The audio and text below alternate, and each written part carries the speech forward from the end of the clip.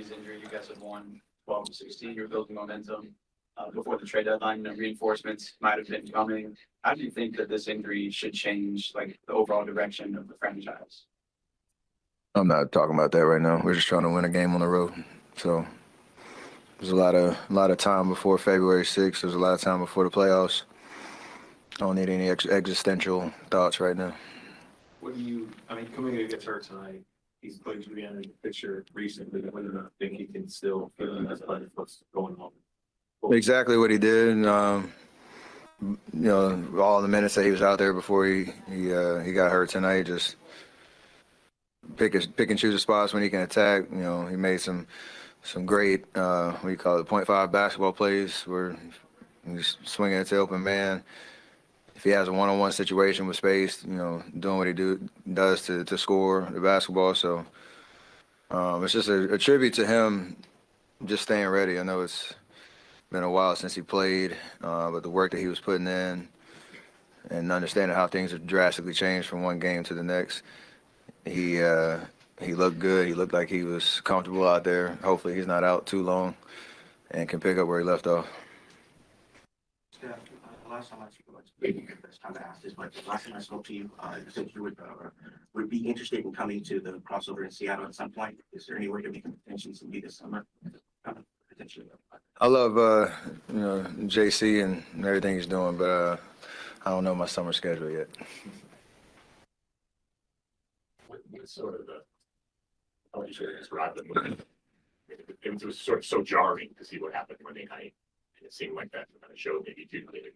Is the emotional sort of state of the team trending the way you want to see it, or is there still some residue from sort of shock of Jimmy going out there? I think it's going to take a minute to settle in again to a new reality, but like you said, the emotional shock and a back-to-back, how quickly we had to turn the page. Toronto played unbelievable. You kind of chalked that one up. Tonight, I thought we showed a lot of fight, considering how bad we shot the ball throughout the course of the game. With 6 minutes left or somewhere around there. It was a one-point game. Thought you played well enough to give yourself a chance down the stretch, and then they went on a crazy run in the last 6 minutes. But it shows that we're all still in it, we're all still competing. But I think we're gonna have to really scratch and claw and play outside of ourselves to get back on the right direction. That's what it's probably going to take, and I think we can do it. But it's not going to be easy. What does playing outside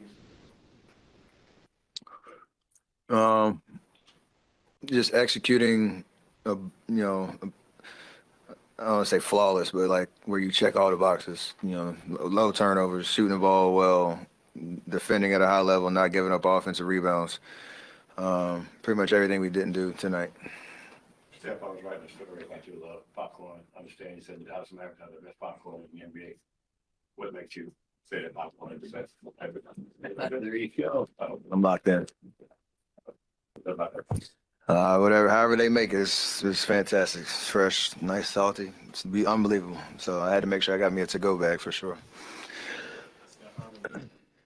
All-Star game last season, you and Kyrie were kind of having a moment during the game with showing each other moves. Tonight you wore shoes in the game, you're running right now. Just could you describe your relationship and what it's been like just having it develop since your rivalry in the finals? Yeah, it's nothing but mutual respect and admiration for what he's done in his career. Like you said, the battles that we've had, the deeper you get into it, you appreciate the fact that his talent kind of raised your level throughout the journey. And, we don't get to spend much time together, but there's that mutual respect. You can, like you said, in the All-Star game, I had an amazing conversation. I hit him before tonight and make sure he was cool with me wearing his shoes because I know he hasn't had a chance to debut him himself on the court. But and he said the admiration goes, both ways. So I appreciate greatness, and it's kind of been fun throughout this process to shine a light on competitors, rivals, friends, guys that mean a lot to you. For someone who has such a pregame routine, you do the same thing before every game. What is it like to wear a different pair of shoes for all these games?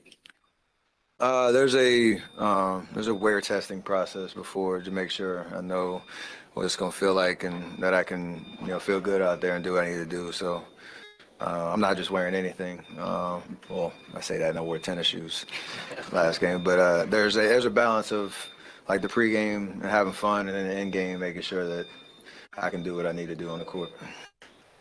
I'm going to talk to you since the Demi news came down. How have the last few days been for you, and just how are you kind of, I guess, processing what this means for you? It's obviously a tough situation. Like first and foremost, you think about him and his recovery and his spirits. Just trying to be there for him as a friend, teammate. But basketball-wise, we have to make the necessary adjustments and try to keep some semblance of our identity that we were forming with him as a part of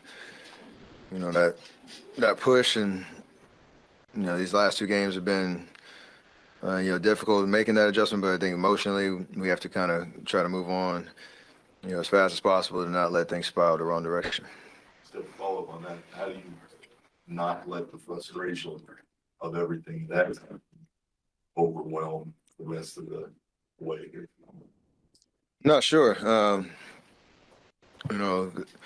know sports and this league, things can change overnight with an injury like that to a guy like Jimmy. It happens all around the league, and teams have to figure out how to go through it.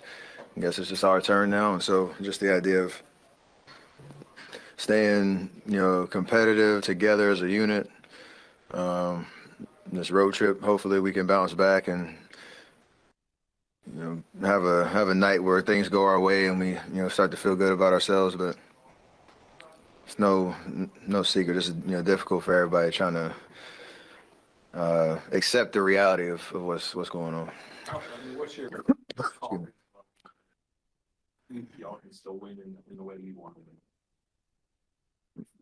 win. I mean, as long as I'm out there, I'm always confident we can win. So it's how I play. It's how we want to play, and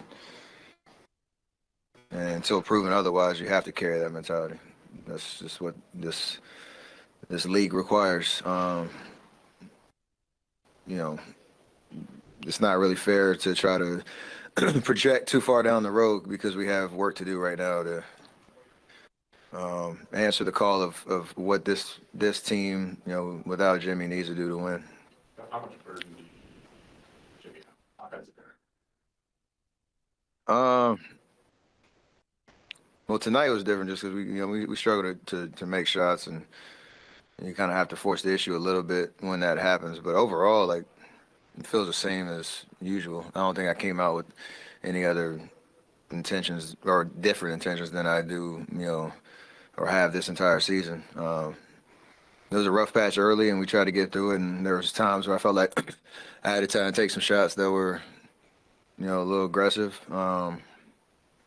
But I think knowing how teams have been guarding me, and a night like tonight where defensively was more of our issue, and we'll have to find the right combinations of guys to try to fill the absence that Jimmy has. It's